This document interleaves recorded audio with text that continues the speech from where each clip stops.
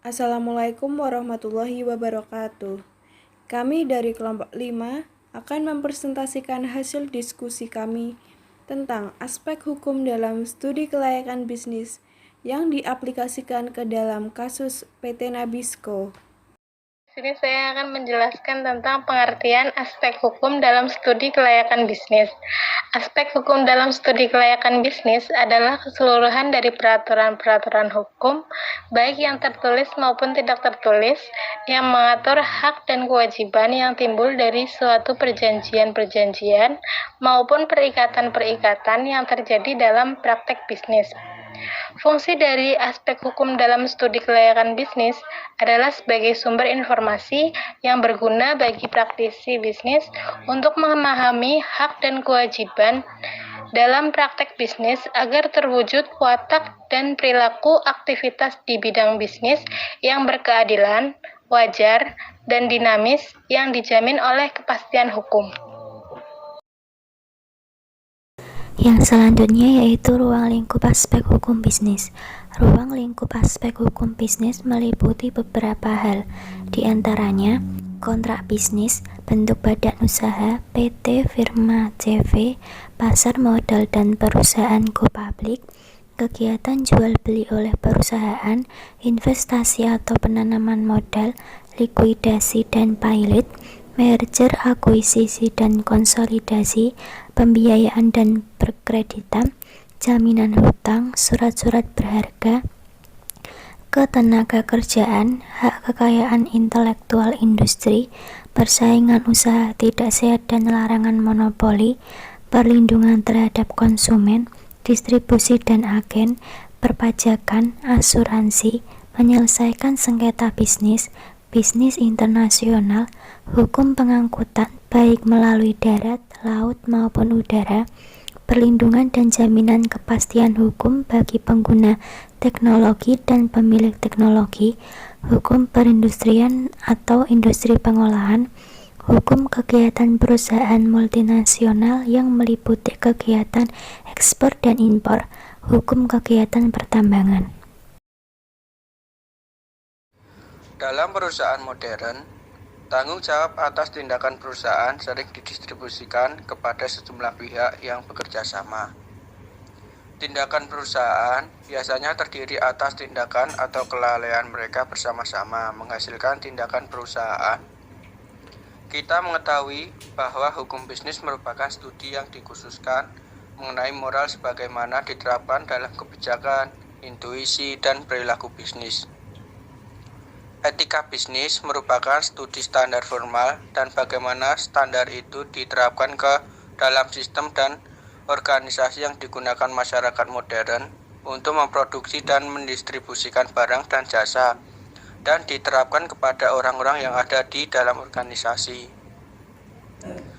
Dalam kasus di atas, terlihat bahwa perusahaan melakukan pelanggaran etika bisnis terhadap prinsip kejujuran. Perusahaan besar pun berani untuk mengambil tindakan kecurangan untuk menekan biaya produksi. Mereka melakukan hal tersebut hanya untuk mendapatkan laba yang besar dan ongkos produksi yang minimal, mengesampingkan aspek kesehatan konsumen dan membiarkan penggunaan zat berbahaya dalam produknya. Dalam kasus ini, Oreo sengaja menambahkan zat melamin, padahal bisa dilihat dari segi kesehatan manusia. Zat tersebut dapat menimbulkan kanker dan lambung. Yang selanjutnya saya akan menjelaskan pelanggaran yang dilakukan oleh PT Nabisco. Jika dilihat menurut Undang-Undang Dasar, PT Nabisco sudah melanggar pasal, yaitu Pasal 4 Ayat 1, hak atas kenyamanan, kemampuan, keamanan, dan keselamatan dalam mengonsumsi barang dan jasa. Ayat 3, hak atas informasi yang benar, jelas, dan jujur mengenai kondisi dan jaminan barang dan jasa. PT Nabisco tidak pernah memberikan peringatan kepada konsumennya tentang adanya zat-zat berbahaya di dalam produk mereka. Akibatnya, kesehatan konsumen dibahayakan dengan alasan mengurangi biaya produksi. Baik, untuk selanjutnya yaitu tentang penyelesaian PT Nabisco.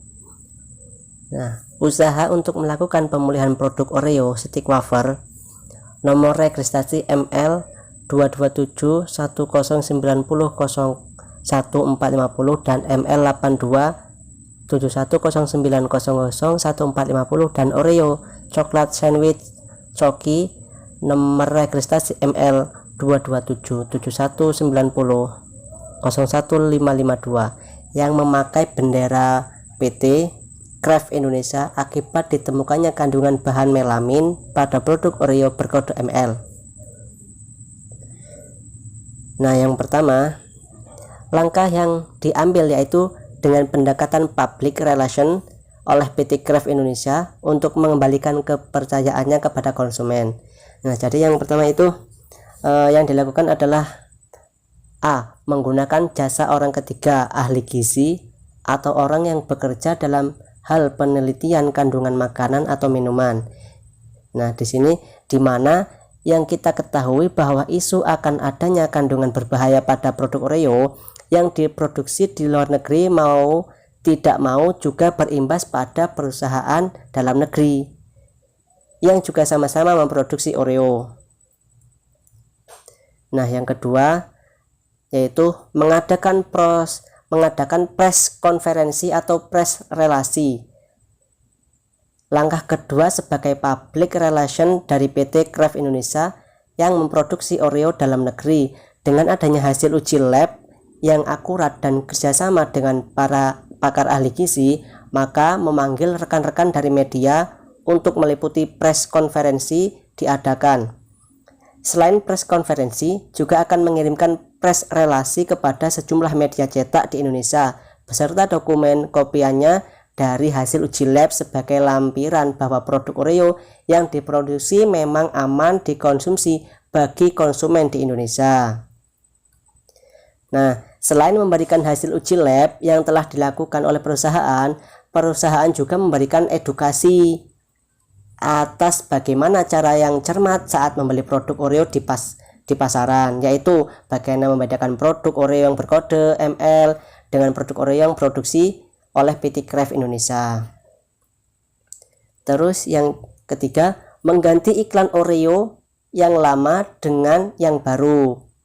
Terimbasnya produk Oreo dalam negeri akan isu kandungan melamin yang telah ditemukan di produk Oreo berkode ML tentunya membuat image atau citra produk Oreo dalam negeri menurun secara drastis dengan menggunakan iklan yang dibuat sederhana mungkin, di mana inti dari iklan tersebut menyampaikan pesan bahwa produk Oreo dalam negeri aman untuk dikonsumsi.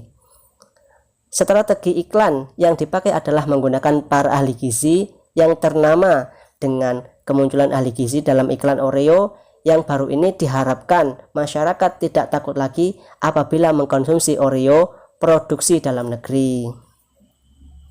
Yang keempat yaitu melakukan pendekatan dengan masyarakat atau konsumen dengan menciptakan kegiatan bertajuk bermain siapa takut bersama Mr. Oreo, melakukan kegiatan dalam hal memperbaiki citra atau image dari PT Kraft Indonesia.